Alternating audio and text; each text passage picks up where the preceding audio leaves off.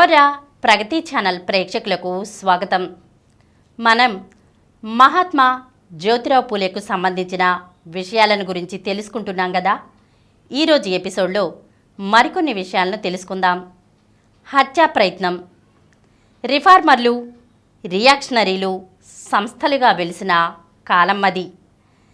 సంప్రదాయబద్ధంగా శాస్త్రాలలో చెప్పిన ఆచారాలు తప్పకుండా పాటించని వారంతా రిఫార్మర్ల కింద లెక్క. జ్యోతిబా ఇలాంటి వారే. ఆయన పనులు పూణేవాసులందరినీ ఆశ్చర్యపరిచాయి, చికాకు పరిచాయి కూడా. ఇన్నాళ్ళు వారు ఓపిక పట్టారు, ఇక సహించలేకపోయారు. ఇంకా ఉంటే ఇంకెంత చేస్తాడో. అతనిని అంతం చేయటం ఒక్కటే మార్గంగా తోచింది వారికి. జ్యోతిబాను హత్య చేసే ప్రయత్నాలు మొదలయ్యాయి. అందుకోసం ఇద్దరు మనుషుల్ని మాట్లాడారు. ఒకడు రాడ్ అనే పేరుగల రామోజీ, రెండోవాడు తోండేరాం నామ్దేవ్ కుంభార్. ఇద్దరు కింది వర్గాలకు చెందిన మనుషులే. పూణేలోని సభ్య సమాజపు పెద్ద మనుషుల ప్రేరణ మీద వీరిద్దరూ ఒకనాటి అర్ధరాత్రి తళతళా మెరుస్తున్న కత్తులు చేతబట్టి జ్యోతిబా ఇంటిలో ప్రవేశించారు. జ్యోతిబా దంపతులు నిద్రపోతున్న గదిని సమీపించారు. జ్యోతిబా నిద్రలోనే ఎందుకో కదిలారు. బహుశా వీరి పదధ్వనులు, గుసగుసలు ఆయన్ను జాగృతం చేసి ఉండవచ్చు. జ్యోతిబాకు నిద్ర జారిపోయి మెలకువ వచ్చింది. ప్రక్కనే దీపం చిన్నగా వెలుగుతున్నది. ఆ గుడ్డి వెలుగులో లీలగా రెండు మానవాకారాలు ఆయనకి గోచరించాయి. వెంటనే లేచి కూర్చుని ఎవరక్కడా అంటూ కేకలు వేశారు. ఎవరు మీరు అంటూనే దీపపు వత్తి పెద్దది చేశారు. ఆ అలికిడికి సావిత్రిబాయి కూడా లేచింది. ఏం చేయటానికి తోచక స్థాణువై నిలుచుండిపోయింది. నిన్ను చంపటానికి వచ్చాం అన్నాడు రామోజీ. నిన్ను చంపటానికి వాళ్ళు మమ్మల్ని పంపారు అని చిన్నగా గొణిగాడు రెండోవాడు. ఎందుకు? మీకు నేనేమైనా నష్టం కలిగించానా అని ప్రశ్నించారు జ్యోతిబా. సాధ్యమైనంత నిగ్రహంతో అదే ప్రశ్న రెట్టించి గట్టిగా అడిగారు. నేనేమన్నా మీకు హాని చేశానా? నా వల్ల మీకు అపకారం జరిగిందా? ఏమిటి చెప్పండి అని అడిగారు. మీరు మాకేం అపకారం చేయలేదు, కానీ ఫలానా వారు మిమ్మల్ని చంపవలసిందిగా మమ్మల్ని పంపించారు అన్నారు ఇద్దరు. దీనివల్ల మీకేం లాభం అని అడిగారు జ్యోతిబా.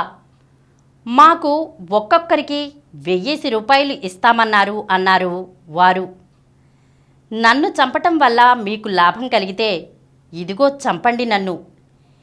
ఏ బీదవారినైతే ప్రేమించి వారి కోసం కష్టపడుతున్నానో వారే నన్ను చంపటానికి రావటం నా అదృష్టం.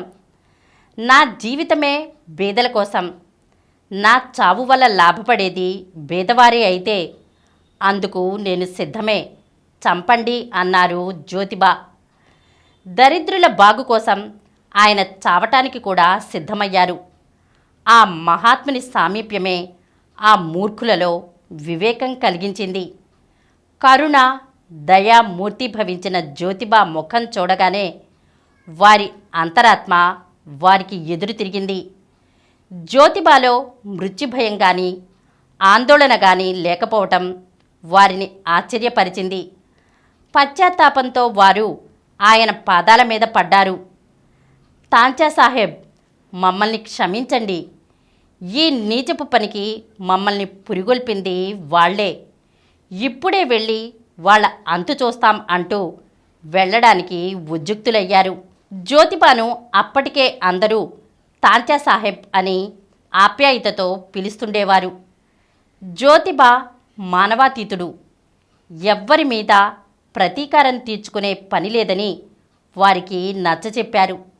జరిగినదంతా ఎవ్వరికీ తెలియనక్కర్లేదన్నారు. ఎవరికి ఏమీ చెప్పవద్దని వారిని కట్టడి చేశారు. తమ విరోధులను గురించి వారేం చేస్తున్నారో వారికి తెలీదు. వారికి శుభం కలగాలి అన్నారు. క్షమించడం అనేదే ఉత్తమమైన ప్రతీకారం. తాంచా సాహెబ్ను హత్య చేయడానికి వచ్చిన ఆ కఠిన హృదయులిద్దరూ ఆ క్షణం నుంచి ఆయన ముఖ్యానుచరులయ్యారు. రాడ్ జ్యోతిబాకు అంగరక్షకుడయ్యాడు. జ్యోతిబా నిర్వహించే రాత్రిబడిలో ఇద్దరూ చదువుకున్నారు. కుంభర్ ధోండేరామ్ నామ్దేవ్ ఒక పండితునిగా ప్రసిద్ధుడయ్యారు. సత్యశోధక్ సమాజ్లో కీలకమైన వ్యక్తిగా సమాజ సేవా కార్యక్రమాలలో ప్రధాన పాత్ర వహించారు. ఎన్నో పుస్తకాలు రాశారు. వేదాచార్ అనేది ఆయన గ్రంథాలలో గొప్పది. ఈరోజు మనం మహాత్మా జ్యోతిరావు పూలేకు సంబంధించిన కొన్ని విషయాలను గురించి తెలుసుకున్నాం కదా. వచ్చే ఎపిసోడ్లో మరికొన్ని విషయాలతో కలుద్దాం.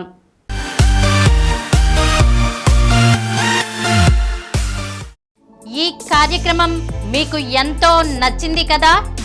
ఇటువంటి మరిన్ని వీడియోల కోసం అనతి కాలంలోనే 20 కోట్ల వ్యూస్ సాధించిన డాక్టర్ సమరం మల్టీ ఛానల్ నెట్వర్క్ సమర్పించు గోరా ప్రగతి ఛానల్కు సబ్స్క్రైబ్ చేయండి, లైక్ చేయండి, మీ ఫ్రెండ్స్కి షేర్ చేయండి.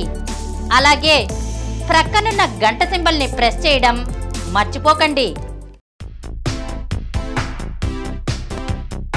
Please download Samaram multi-channel app and watch your favorite channels from your mobile. App available on Google Play Store and subscribe to the channels.